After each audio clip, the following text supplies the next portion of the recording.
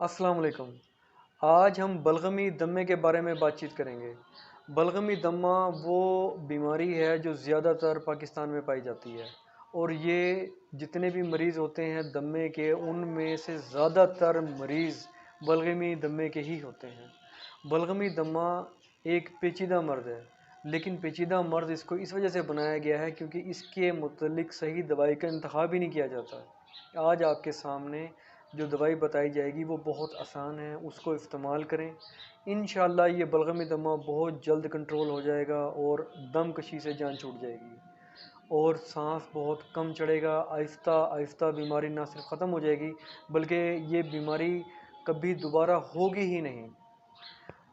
آپ نے سب سے پہلے ہلدی لینی ہے 100 گرام۔ 100 گرام ہلدی لے لیں اور اس کے اندر آک کا دودھ 10 گرام ڈال دیں۔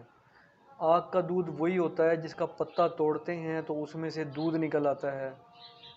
جب وہ دودھ آپ اس میں شامل کریں گے تو وہ چند منٹوں میں ہی خشک ہو جائے گا۔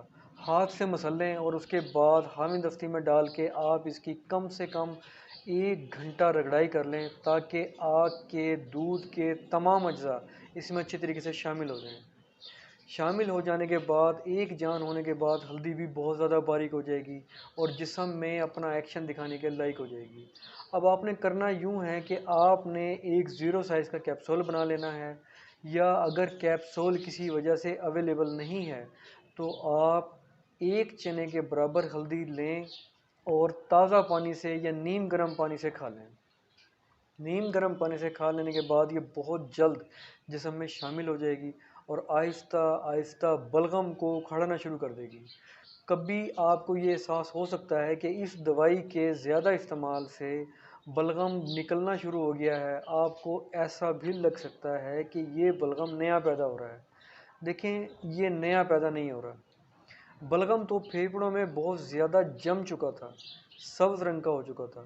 جب کبھی زوردار طریقے سے کھانسی آتی ہے تو کبھی کبھی خون بھی آ جاتا تھا اور بلغم سبز خارج بھی مشکل سے ہوتا تھا۔ تو جب جسم کی قوت مدافعت بڑھی ہے تو یہ بلغم پگھلنا شروع ہو گیا ہے۔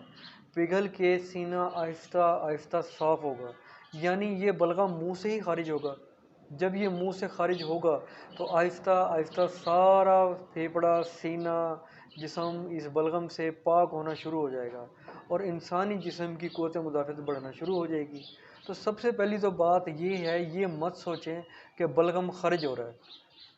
توجہ اس بات پہ دیں کہ بلغم جو خارج ہو رہا ہے آہستہ آہستہ اس سبز بلغم سے جسم پاک ہو رہا ہے، بیماری سے چھٹکارا مل رہا ہے۔ جتنا زیادہ بلغم یہ اکھڑتا جائے گا اتنا زیادہ سانس لینے میں آسانی ہوگی اور جسم بالکل طاقتور ہوتا جائے گا، اسٹرانگ ہوتا جائے گا اور دم کشی کم سے کم ہوتی جائے گی اور آہستہ آہستہ کم ہوتے ہوتے ختم ہو جائے گی۔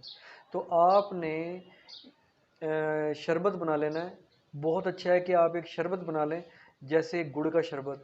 نیم گرم پانی میں تھوڑا سا گڑ شامل کر لیں، 1 کپ شربت بنا لیں۔ اس نیم گرم شربت کے ساتھ آپ نے اس دوائی کا استعمال کرنا ہے۔ دن میں 3 بار، یعنی صبح، دوپہر، شام 3 بار استعمال کریں۔ آپ نے کوئی ٹھنڈی چیز نہیں کھانی یا کھٹی چیز، کولڈ ڈرنک، تلی ہوئی چیزیں، بازار کے پکوڑے، سموسے، دہی بلے، رائتا وغیرہ کسی قسم کی کوئی چیز استعمال نہیں کرنی۔ کھٹی چیز سے تو بالکل دور رہیں۔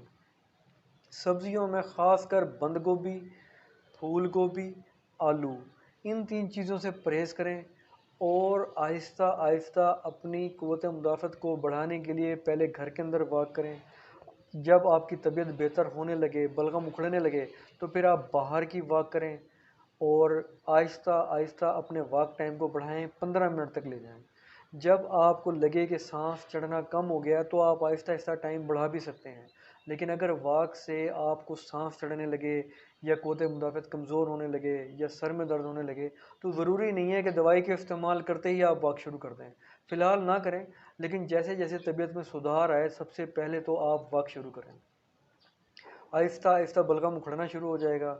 یہ دوائی آپ کے سارے جسم میں اتنی قوت پیدا کر دے گی کہ سینہ صاف ہو جائے گا، دم کشی ختم ہو جائے گی۔ یہی بلغمی دمہ سب سے زیادہ لوگوں میں پایا جاتا ہے اور سب سے زیادہ اسی چیز کو ہائی لائٹ کیا گیا ہے۔ بلغم کی بلغمی دمے کی اور بھی اقسام موجود ہیں، بہت مشکل سے وہ دمے جاتے ہیں کیونکہ صحیح طریقے سے تشخیص نہیں ہوتی، جسم میں مرض کوئی اور ہوتا ہے، دوائی کچھ اور دی جاتی ہے، نتیجہ یہ نکلتا ہے کہ وہ دمہ صحیح طریقے سے دور ہوتا ہی نہیں کیونکہ تشخیص میں کمی ہوتی ہے۔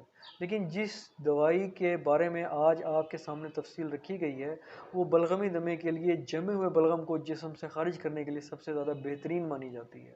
تو بالکل بے فکر ہو کر، کسی شک میں پڑے بغیر اس دوائی کو استعمال کریں، انشاءاللہ آپ کو اس سے بہت فائدہ ہوگا۔ دمے کی بقیہ اقسام کے بارے میں بات چیت نہیں کی جا رہی، آپ کمنٹس میں اپنی رائے دیں یا دوسرے دمے کے بارے میں بھی بتائیں جس میں سبز بلغم خارج نہیں ہوتا، ان کی ادویات الگ ہیں۔